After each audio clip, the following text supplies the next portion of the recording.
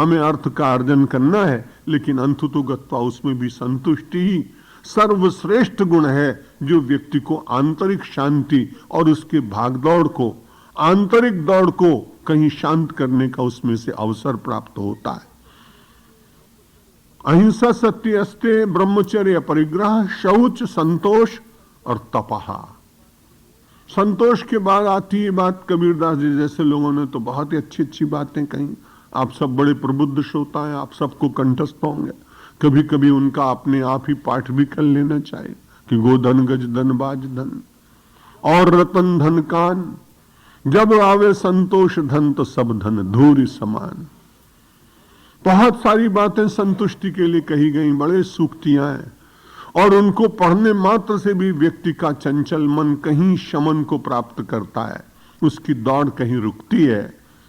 और उसके बाद तपश्चर्या के बिना तो संसार में कुछ मिलता ही नहीं। भारतवर्ष का और सनातन धर्म की ये तप की जो बात है, वो केवल ऐसी नहीं है कि खाली तपस्वी जो साधु होते हैं, वैरागी होते हैं, बाबा जी होते हैं, महात्मा जी होते हैं, स्वामी जी होते हैं, उनके लिए, सामान्य जन के लिए भी तपश्चर्या की बात बहुत ही कल्याणकारिणी है। मन का स्वभाव है तप से दूर जाता है, बुद्धि को बार बार तप में लगाना पड़ता है। कोई भी व्यक्ति प्रातः काल उठकर और इस सारे पर्यावरण के अशुद्धि के काल में भोर में उठकर अगर घूमता है, प्रातः अटन करता है, तो वो चाहे कोई भी व्यक्ति हो उसको लाभ ही होने वाला है। लेकिन मन उसी समय कहता है कि भाई थोड़ा सो लिया जाए तो अच्छी बात। अधिकांश लोग 4 बजे से और 6 बजे के बाद के बीच में सोने का समर्थन करने वाले आपको कम से कम हजारों मिल जाएंगे। लेकिन मैं तो बाबूजी के यहाँ रहता हूं तो उनके कुछ सद्गुणों को भी देखता हूं, मुझे बहुत अच्छा लगता है। गृहस्थ जीवन में अपने ऐसे नियमित जीवन में जीते हैं जो कई लोगों के लिए आदर्श। बिल्कुल प्रातः काल उठ करके और अपना भ्रमण करना, अपना भजन करना, अपना मौन रहना, अपना शांत रहना। अब ये तपश्चर्या की बात संसार का कोई भी किसी भी जाति का व्यक्ति हो यदि अपना है तो उसका स्वास्थ्य ठीक होने वाला, निश्चित रूप से स्वस्थ रहेगा वो। और जैसे जैसे पोल्यूशन की प्रॉब्लम बढ़ती जाएगी दुनिया में, शुद्ध वायु मिलेगी कहां? यदि मिलेगी तो वो केवल प्रातः काल ही मिलने वाली है। 7 बजे के बाद तो फिर डीजल और पेट्रोल मिलेगा ही मिलेगा, आपके श्वासों में उसका प्रवेश होगा ही होगा। आप रोक भी नहीं सकते हो कि विश्व इतनी तेजी से भाग रहा है और उसके बिना आदमी का काम चलता नहीं है। भाग रहा है ये मालूम है उसको, लेकिन क्यों भाग रहा है ये बहुत कम लोगों को मालूम। झालावाड़ रोड एक स्टेशन है राजस्थान में। एक बार मैं जा रहा था, एक बहुत भागता हुआ किसान आया, पसीने से लथपथ हो गया, और जब वो बुकिंग क्लर्क के पास गया तो उसने कहा साहब मुझे जाना है। बोला कहां जाना है? बोला पैसा गिन लो, मुझे मालूम नहीं इतने पैसे में कहां का टिकट मिलता है। तो बोला पूरब में जाना है कि पश्चिम में जाना है, उत्तर में जाना है कि दक्षिण में जाना है? उसने जहां अच्छा हो वहां भेज दो, और ये पैसे हैं पैसे गिन लो। हम लोग भी भाग रहे हैं और लगता ऐसा है कि वहां तो विंडो वाला पूछने वाला मिल भी गया, यहां तो कोई मिलता ही नहीं है कि क्यों भाग रहे हो और कहां जा रहे हो। ये सारी भागदौड़ निश्चित रूप से जगत के व्यवहार चलाने के लिए शायद आज अत्यंत आवश्यक हो गई होगी, लेकिन इस दौड़ में भी कहीं विराम लगाए बिना काम नहीं चलता है। यदि आप ऐसे ही लिखते चले जाएं तो आपको पता ही नहीं लगेगा कि आपका सेंटेंस कहां पूरा हुआ, पढ़ने वाले को पता ही नहीं लगेगा आपका पैराग्राफ कहां पूरा हुआ। तो बड़ी बुद्धिमानी है उन लोगों की जो अपने लिखते समय विराम का ध्यान रखते हैं।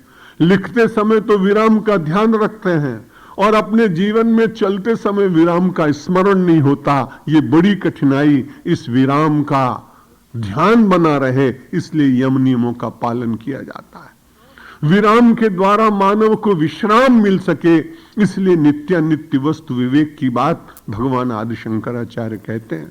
अहिंसा, सत्य, अस्तेय, ब्रह्मचर्य, अपरिग्रह, शौच, संतोष, तपः, स्वाध्याय, ईश्वर प्रणिधान। तपश्चर्या वाणी की तपश्चर्या, शरीर की तपश्चर्या है, मन की तपश्चर्या है। अब इनमें से जहां जहां जो जितना ग्रहण करता है उतना वो सुखी रहता है। बात बड़ी ठीक है। कोई आदमी कहता है मैं तो सत्य बोलने का बड़ा अभ्यासी हूं, चाहे किसी को बुरा लगे कि अच्छा लगे, मैं तो तुरंत कह देता हूं, भले पत्थर जैसी बात निकले।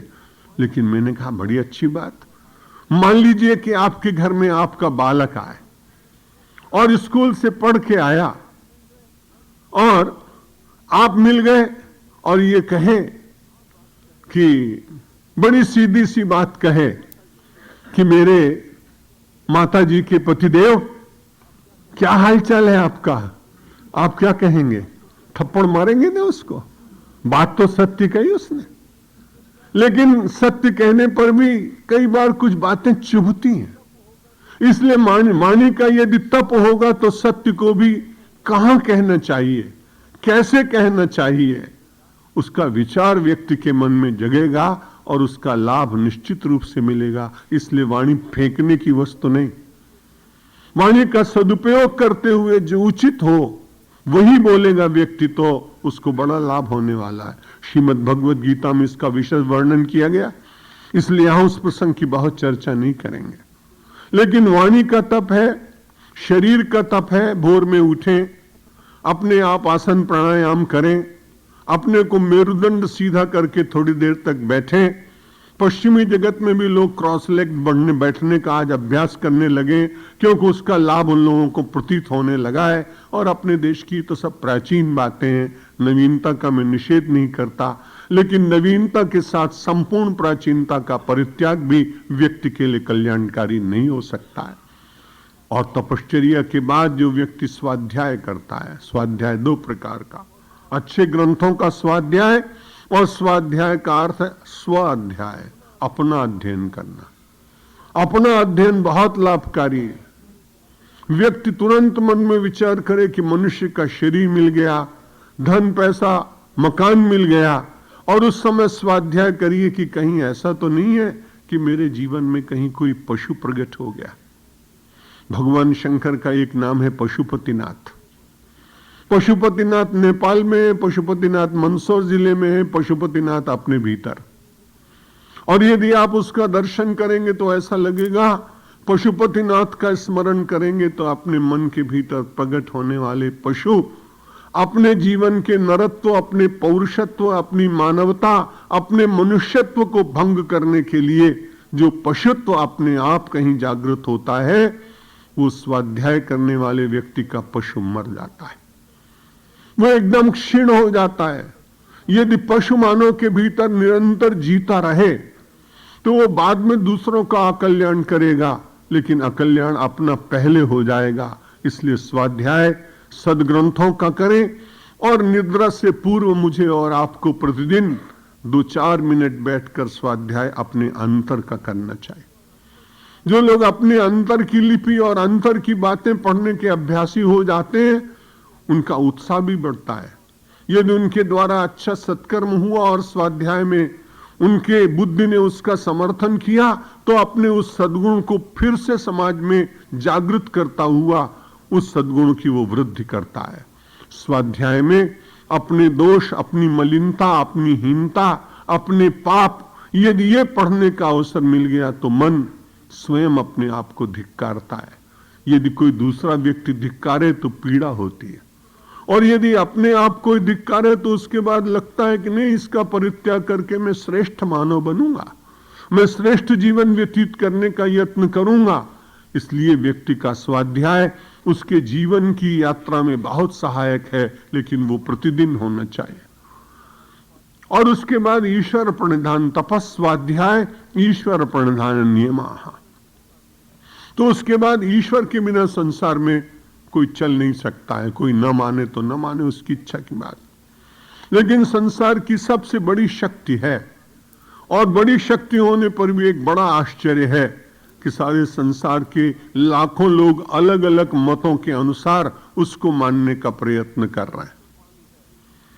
ईश्वर परम कृपालु है, इसलिए परम कृपालु परमात्मा के पूजन करने वाला व्यक्ति क्रूर नहीं हो सकता है, ये निश्चित बात।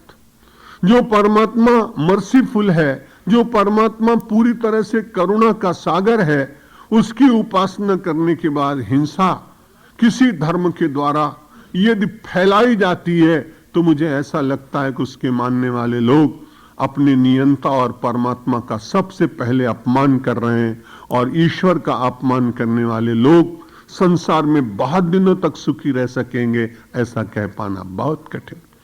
नित्य नित्य वस्तु विवेक न होने के कारण अनित्य पदार्थों के लिए संघर्ष, अनित्य लोगों को अनित्य के लिए अपनी सारी ऊर्जा और शक्ति और शस्त्रों का प्रयोग जो लोग करते हैं, परिणाम में उनको बहुत मंगल प्राप्त नहीं होता। भगवान आदि शंकराचार्य कहते हैं, यम नियमों का पालन करने के बाद आदौ नित्यानित्य वस्तु विवेकः परिगण्यते। सबसे पहले बैठकर ये विचार करना चाहिए कि क्या चलेगा अपने साथ। एक उर्दू के बड़े अच्छे फकीर ने बड़ी सीधी सी बात कही कि कितने मुफलिस हो गए और कितने तवंगर हो गए, और खाक में जब मिल गए तो दोनों बराबर हो गए। ये तो बाहर की बड़ाई और बाहर की उच्चता समाज के जीवन में, लेकिन यदि आध्यात्मिक दृष्टि से देखते हैं तो संसार का एक ऐसा स्थान है जहां न कोई बड़ा है और न कोई छोटा है, और वह स्मशान की राख सारे संसार को बिल्कुल बराबर बना देती है। यदि विचार करेंगे तो मालूम पड़ेगा कि नश्वर संसार में सब कुछ छूटने वाला। जब छूटने वाला है तो उसको अपने आप अपनी इच्छा से, यदि कोई व्यक्ति अपने आप इच्छा से छोड़े तो वो त्याग होता है, कोई जबरदस्ती छुड़ाए तो वो दंड होता है। क्रिया लगभग दोनों एक जैसी होती हैं। अज्ञान होने के कारण एक नीतिकार ने कहा, अजानंदात्म्यम, न जानने के कारण पतति शलवादीपदहने, सवीनोप्यज्ञाता अज्ञानात् वडिशयुतमश्नाति पिशितम्, विजानन्तोप्येते वयमिह विपज्जाल जटिलान्, न मुञ्चामः कामान् अहह गहनो मोह महिमा। वैराग्य का एक बड़ा स्वरूप है। एक मूर्तिमंत राजा जिसका नाम आपने सुना है, भर्तहरि, जो अपने पूर्व जीवन में पूरा भोग परायण और अपने उत्तर जीवन में पूरा योग परायण, इसलिए जिसने संसार को देखा हो उसकी बात ज्यादा प्रामाणिक होती है।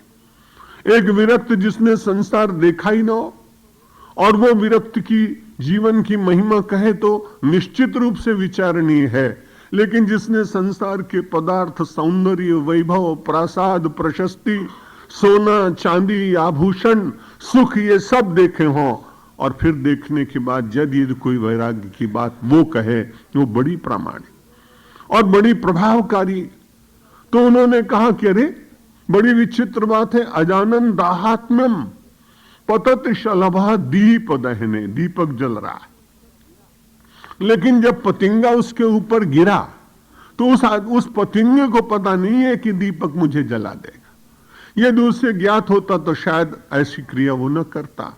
अजानन दाहात्म्यम पतत शलभा दीप दहने। दूसरा दृश्य देखा, भर्तहरि जी कह रहे हैं, समीनोप्यज्ञानात्, अज्ञान के कारण वो मछली वडिशयुत मशनाति पिशितम, एक लोहे की कटिया में लगे हुए मांस के टुकड़े को वो इसलिए खाने जाती है कि उसे पता नहीं है कि इसके बाद में मर जाऊंगी और वो लोहे की कटिया मेरे गले में फंस जाएगी। समीनोप्यज्ञानात् वडिशयुत मशनाति पिशितम, वो भी खा लेती है।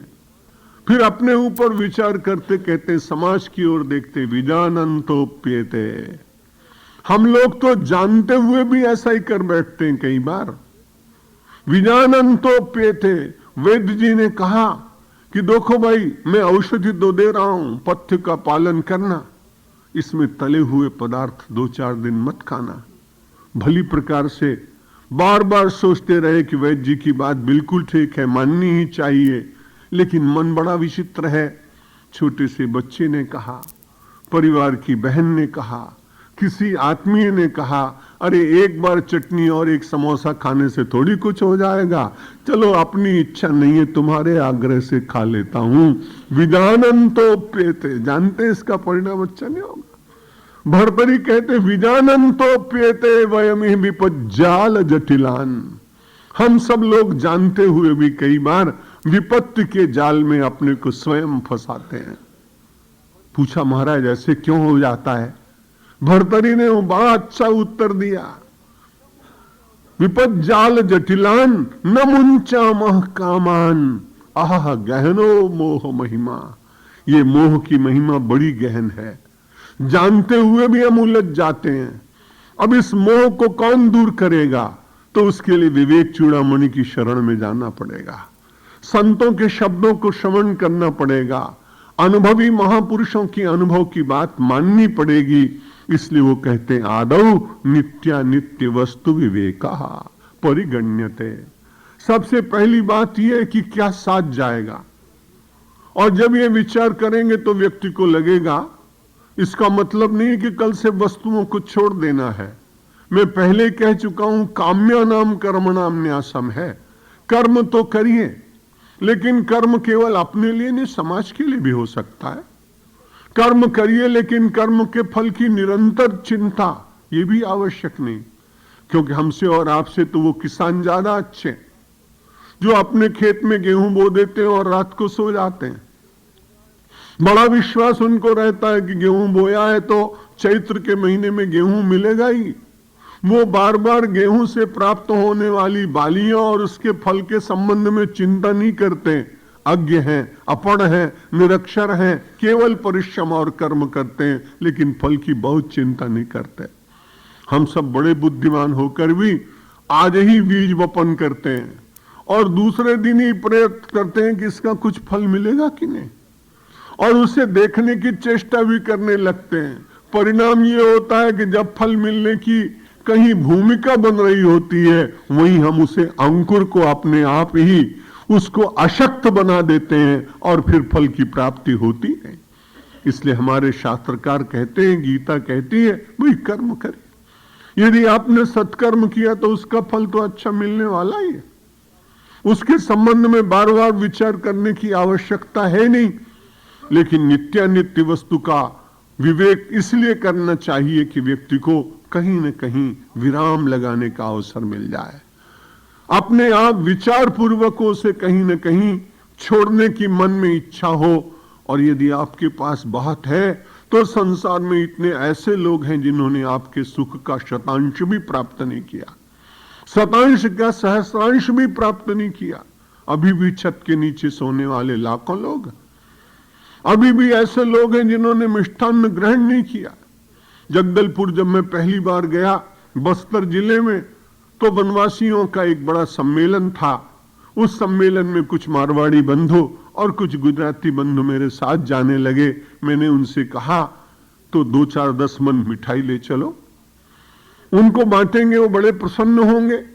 पेड़े ले गए, कलाकंद ले गए, मिठाई ले गए। उनमें से अधिकांश लोगों ने गुड़ की जलेबी के अतिरिक्त कुछ खाया ही नहीं था। और बड़े आश्चर्य की बात, जब हम उनको देने लगे तो उन्होंने मना कर दिया। अब इतना सारा लेके गए थे, व्यर्थ चला जाता, भाषा आती नहीं। इसलिए वनवासियों के एक पंच को बुला के कहा कि भाई हम आपके निमित्त लाए हैं, आप इन्हें स्वीकार करिए, हमको बड़ी प्रसन्नता होगी। सब अपनी अपनी हांडी लेके आए थे, अपना अपना चावल लेके आए थे, अपनी अपनी लकड़ी लेके आए थे। शाम को ये प्रवचन वगैरह कीर्तन वगैरह होने के बाद सबके हजारों चूल्हे अपने आप जलने वाले थे, उनकी अपनी परंपरा है। मैंने बहुत समझाया तो उसने एक आदमी ने कहा कि अच्छा महाराज, आप हमारे लिए लाए हैं तो आज तो नहीं ही लेंगे, कल भी सम्मेलन है ना। मैंने कहा है। तो बोला कल क्यों लोगे?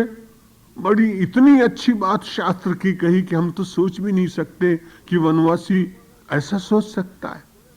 उन्होंने कहा महाराज, हमारे जो बड़े बूढ़े हो गए, उन्होंने कहा जब कभी किसी महात्मा के प्रवचन, कथा, कीर्तन और यज्ञ में जाओ तो पहले दिन अपने घर का खाना, दूसरे का अन्न मत लेना, नहीं तो तुम्हारा पुण्य चला जाएगा। कैसी अद्भुत बात। उन वनवासियों ने फिर दूसरे दिन प्रसाद लिया। मैं निवेदन ये कर रहा था कि अभी भी देश में इतनी गरीबी है कि लोगों को वो वस्तुएं नहीं मिल पाई जो ईश्वर की कृपा और आपके पुरुषार्थ से आपको मिली होंगी। नित्य नित्य वस्तु विवेक केवल मोक्ष के लिए नहीं, बल्कि विशाल मानवता की सेवा में भी उस वृत्ति का उपयोग हो सकता है। और हम उन सब के भीतर उसी ब्रह्म का दर्शन करते हुए उसका ब्रह्मार्चन कर सकते हैं। नित्यानित्य वस्तु विवेक परिगण्यते, और उसके साथ में व्यक्ति को फिर दूसरा लक्षण भगवान बताते हैं, विरागः तदनंतरम। उसके बाद व्यक्ति के मन में विराग स्वयं जागेगा। वैराग्य जगत छोड़ने की बात नहीं है। विराग का मतलब है जिन पदार्थों में बार बार आपका मन बुद्धि प्राण फंसता है, उनसे धीरे धीरे अपने को अलग करने का प्रयत्न, और उनके बिना भी आप जी सकते हैं, ऐसा अभ्यास अपने घर में करना। ये एकादशी वगैरह के उपवास संभवतः इसीलिए रखे गए होंगे। अब ऐसा कुछ होता नहीं, अब तो खाली मीनू परिवर्तन की बात।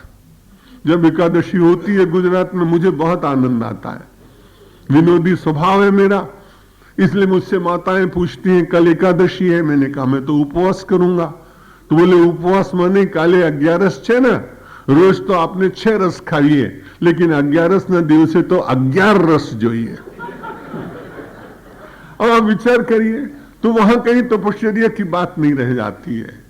और विराग का मतलब है कि जिस प्रकार के जीवन में आप रोज जी रहे हैं, उससे थोड़ा हटकर सात्विक जीवन व्यतीत करने के। दिन में कई घंटों बात करते हो, तो मन में अपने आप निश्चय करिए कि रविवार को, सोमवार को या मंगल को 6 घंटे बिल्कुल नहीं बोलेंगे। ये आपका विराग है, वाणी का विराग, जिसके बिना आप न रह सकते हो। किसी को बताने की आवश्यकता तो है ही नहीं, क्योंकि ये व्यक्तिगत साधना है हर एक व्यक्ति की, और व्यक्ति को इसका लाभ प्राप्त होता है। इसलिए भगवान आदि शंकराचार्य कहते हैं, यह मूत्र फल भोग विरागस तदनंतरम।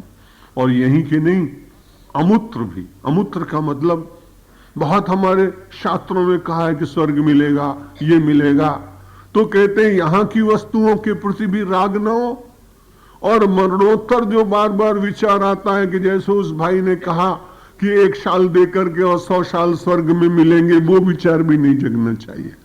यह अमूत्र इस संसार में और परलोक से जो भी प्राप्त होने वाले ऐसे अनित्य तत्व हैं, उनके संबंध में बार बार विचार करता हुआ लौकिक और पारलौकिक सुख भोग से मन में विराग धारण करने का प्रयत्न करना। एक दिन में नहीं होता है, प्रातः काल भी आपको निवेदन कर चुका हूं। बड़ी साधना की आवश्यकता है, लेकिन कठिन साधना की आवश्यकता नहीं। ये आत्मज्ञान का मार्ग बहुत कठिन साधना का नहीं है, क्योंकि विचार परमो ज्ञानम। ये तो विचार करने मात्र से ही धीरे धीरे सब कुछ अपने आप ठीक होने लगता है। इसमें अगर कोई बड़ी तपश्चर्या कर सके तो वो समाज के लिए एक बहुत देदीप्यमान पुरुष बन सकता है। लेकिन सामान्य व्यक्तियों को भी आत्मज्ञान का पूरा अधिकार है, और वो आत्मज्ञान जिन जिन वस्तुओं में जहां जहां मेरा और आपका राग है, उसे आप देखने की चेष्टा करिए। और चेष्टा करने के बाद केवल चेष्टा नहीं, फिर उसके बाद संकल्प करिए। फिर संकल्प करने के बाद आचरण करिए, क्योंकि चेष्टा करेंगे तो भी कुछ नहीं होगा, इसलिए पहले संकल्प होता है। पूजा में भी आपने देखा है, जब कर्मकांड का कोई काम होता है तो सबसे पहले पंडित जी हाथ में जल लेकर के संकल्प कराते हैं। कर्म कभी प्रारंभ नहीं होता है, संकल्प पहले होता है। क्रिया संकल्प की अनुगामिनी होती है। इसलिए जब ये निष्ठा जागी कि अनित्य पदार्थ है और इसके बिना अपना जीवन चल सकता है, तो विचार करने के बाद संकल्प किया, संकल्प करने के बाद शक्ति जागी, शक्ति जागने के बाद मानसिक रूप से वैराग्य धारण किया, तो भगवान आदि शंकराचार्य कहते तो फिर आपका जो मार्ग है आत्मैक्य बोध का, जीव और ब्रह्म की एकता का जो मार्ग है, वो सरल होता चला जाएगा। उसके बाद कुछ और सद्गुण बताए, शम, दम, उपरति, तितिक्षा, श्रद्धा, समाधान। ये 6 संपत्तियां हैं।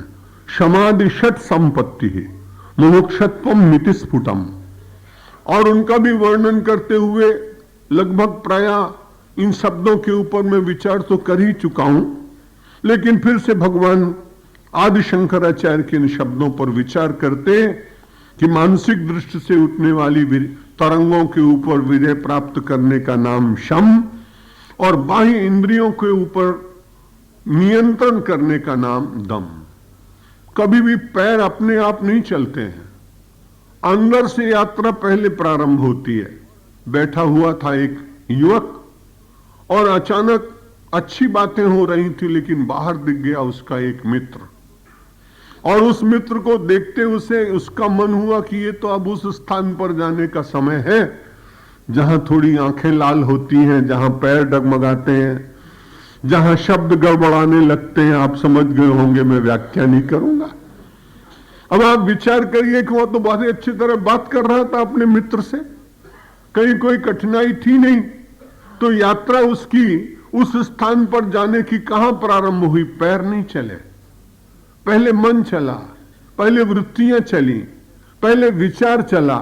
जब विचार चलता है तो उसके बाद इंद्रियां कार्य करती हैं, इसलिए पहले शम होना चाहिए। यदि आंतरिक रूप से हम सब लोग नियंत्रण में रहने का प्रयत्न करें तो मंदिर की ओर ही पैर चलेंगे, अच्छे स्थान की ओर ही पैर चलेंगे।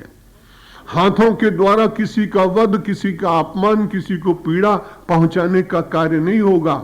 ये सारा पहले अंतर जगत में ताना बाना चुना जाता है, बुना जाता है, और उसके बाद फिर संसार में कर्म प्रारंभ होते हैं।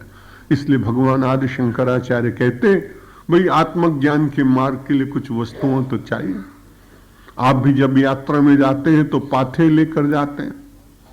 मैं स्विट्जरलैंड में एक बार बहुत दिन पहले गया था, तो वहां एक मुझे बहुत ही अच्छे जैन सज्जन मिल गए, बड़े बड़े उदास। युम्फ्रा की केव है, बर्फ ही बर्फ है उसमें। आप में से जो लोग गए होंगे, मैं भी गया अपने मित्रों के साथ में, तो मैंने देखा बड़ा उदास बैठा है, बड़ा दुखी है।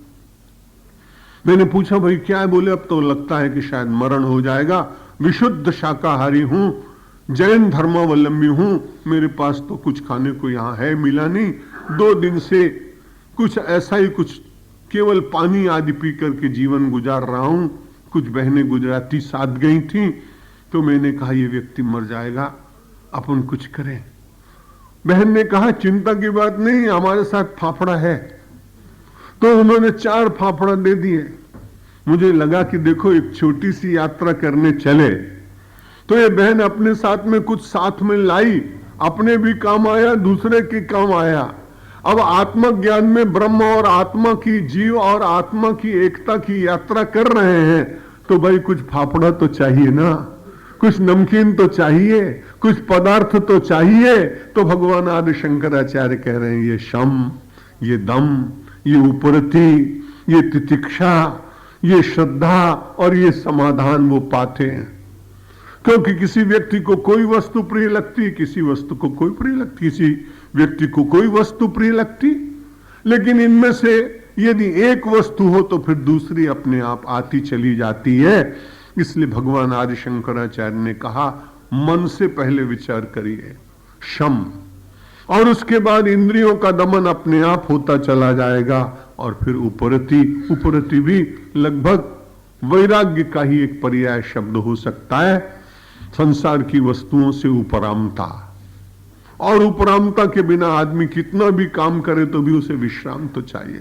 उपरति होती है, अपनी इच्छा से नहीं होती तो आयु से होती है, लोगों के संबंध से हो जाती है, जिन पर बहुत विश्वास किया हो। यदि कोई विश्वासघात की घटना घट जाए तो परिवार से उपरति हो जाती है। समाज को आपने बहुत अच्छा किया हो, लेकिन उसके बाद भी यदि उसका मूल्यांकन न होता हो तो आपको समाज से उपरति हो जाती है। इसलिए स्वेच्छया यदि व्यक्ति उपरति को स्वयं स्वीकार करने का यत्न करे तो उसको बहुत समय मिलता है। उपरामता में रहने वाले व्यक्ति को आध्यात्मिक संपत्ति के संग्रह करने के लिए समय बहुत मिलता है। आजकल बड़ी कठिनाई, जब भी किसी से बात करते हैं वो कहता है समय नहीं। वो लोग जो बड़े अच्छे हैं जो कहते हैं समय नहीं। कुछ लोग तो ऐसे भी मिल जाते हैं, कहते हैं महाराज मरने की फुर्सत नहीं। मैंने कहा मरने की फुर्सत तो तुरंत हो जाती है। कोई हेलीकॉप्टर में चला जाता है, कोई विमान में चला जाता है, कोई तालिबान के दुष्ट आचरण के कारण चला जाता है, मरने की फुर्सत की बात मत करो, वो तो एक क्षण में संसार में काल दिला देता है। अपने आप ही इच्छा पूर्वक उपरति करो, और उपरति करने वाले को जो समय बचता है उसका सदुपयोग व्यक्ति कर सकता है। शम दम उपरति तितिक्षा, तितिक्षा, क्योंकि जो कोई कष्ट आपके ऊपर आया तो आ ही गया, अब जब आ गया तो उसमें आप रुदन करें तो उससे वो कोई मिटने वाला तो नहीं। इसलिए बड़ी अच्छी बात कहेंगे भगवान आदि शंकराचार्य किसी श्लोक में, पूज्य स्वामी जी महाराज ने उसकी बड़ी अच्छी व्याख्याएं की हैं। सहनम सर्व दुखानाम अप्रतीकार पूर्वकम चिंता विलाप रहितम सा तितिक्षा निगद्यते। तितिक्षा क्या है? सहनम सर्व दुखानाम अप्रतीकार पूर्वकम, जो दुख आ गया उसका मानसिक रूप से उसे सहन करने की सामर्थ्य जब जग गई, चोट लग गई है, अब क्या करेंगे? इलाज तो कर सकते हैं, करना भी चाहिए, लेकिन इलाज करने के बाद भी जो अब वेदना हो रही है उसमें व्यक्ति रोता ही रहे तो उस रोने मात्र से वो वेदना नष्ट नहीं होगी। इसलिए विवेक पूर्वक उसको जो सहन करेगा वो तितिक्षा के राज्य में चला गया। राणा प्रताप को भोजन नहीं मिला है, बालिका रो रही है, घास की रोटियां खा रही है, मन में विचार किया कि ये परिस्थिति तो है सामने, लेकिन यदि देश के स्वातंत्र संग्राम को लड़ना है तो राणा प्रताप अपने मन से और अपनी बालिका से कहते हैं ये सहन करना ही पड़ेगा, बिना तितिक्षा किए स्वतंत्र संग्राम का युद्ध जीता नहीं जाएगा। यमनों के ऊपर हम अपनी विजय प्राप्त नहीं कर सकेंगे। और भारतीय स्वतंत्र संग्राम के भी उन महापुरुषों को देखिए, चाहे वे जमुनालाल बजाज जी हों, चाहे वे विदर्भ के श्री ब्रजलाल बियाणी जी हों, चाहे हमारे स्वनाम धन्य बाबू घनश्याम दास जी हों, चाहे पंडित मदन मोहन मालवीय जी हों, चाहे स्वतंत्रता संग्राम के वे क्रांतिकारी चंद्रशेखर आजाद, अशफाक उल्लाह और काकोरी केस के और दूसरे लोग और जवान, चाहे वो हमारे हेमू कालानी हो, इन सब लोगों ने तितिक्षा की। उनको मिल सकता था, लेकिन मिलने के बाद भी उसमें से परित्याग करने की भावना हुई, और यदि भोजन नहीं मिला तो उन मन में विचार किया कि कोई चिंता की बात नहीं, देश का कार्य करना है तो एक बार का भोजन तो छोड़ना पड़ेगा। भागना पड़ा रात में, तो उन्होंने विचार किया महान उद्देश्य के लिए छोटे कष्टों को इच्छा पूर्वक जब तक स्वीकार न करेंगे तब तक सेक्रीफाइस का भाव, बलिदान का भाव जागेगा नहीं। बलिदान बाद में होता है, बलिदान का भाव पहले जागता है। चंद्रशेखर आजाद को अल्फ्रेड पार्क में सूचना दे दी गई, आज तुम पकड़ ले जाओगे। तुम्हारे किसी मित्र ने स्वयं ही पुलिस को सूचना दे दी है। प्राण किसको प्रिय नहीं होता है। देखा उन्होंने कि अंग्रेज सुपरिंटेंडेंट आ रहा है, तुरंत उन्होंने कहा कि खबरदार मुझे छूना मत, और जैसे वो अपने पिस्तौल में गोली भरने लगा कि उससे पूर्व चंद्रशेखर आजाद ने कहा कि चंद्रशेखर आजाद